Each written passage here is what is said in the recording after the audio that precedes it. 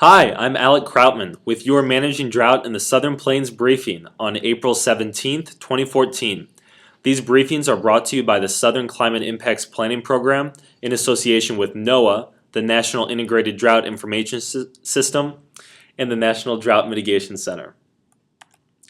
The past couple weeks have brought April showers for a few areas of the Southern Plains, but continued dry times for most.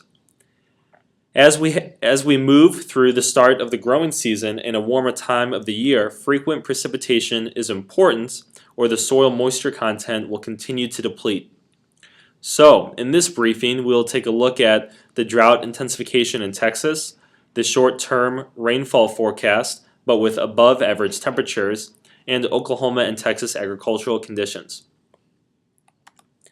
On the most recent US Drought Monitor map, you can see large areas of D2 severe drought or greater located across the high plains, western Oklahoma, Texas, into the southwest, the Great Basin, and over to the west coast. Areas of the northern Midwest are dry or observing some drought. Now, looking at the drought monitor by region, over the past week, the high plains have seen little change, with the worst conditions still in West Kansas and southeast Colorado. In the south, there has been drought intensification in North Texas, especially in the Panhandle, where there is expanded D4 area. In the west, conditions have not changed much this week, with severe drought conditions still widespread.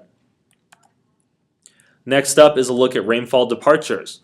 You can see the percent of normal precipitation over the past 14 days is very low. Under 20% of normal is in red for parts of the southern plains and most of the southwest and western U.S.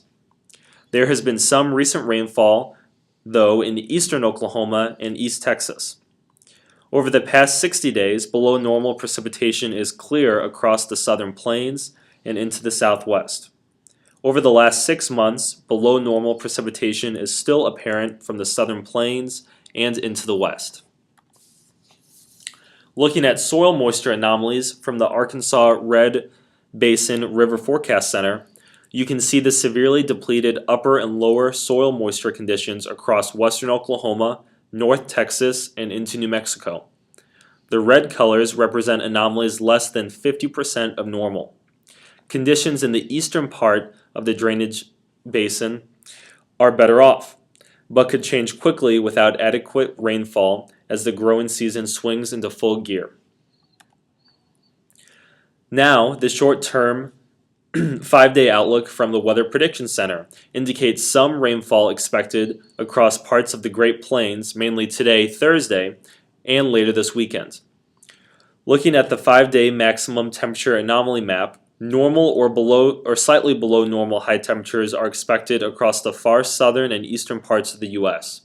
Above normal high temperatures are expected across much of the west and central U.S., which is representative of a ridge of high pressure that will build into next week.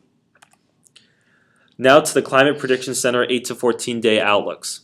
You can see a likelihood of above normal temperatures for the central U.S. during the April 24th to 30th time period. On the right, above normal precipitation is likely from parts of the southern plains up through the northern Midwest. This pattern is indicative of a typical springtime storm setup with moisture return from the Gulf of Mexico.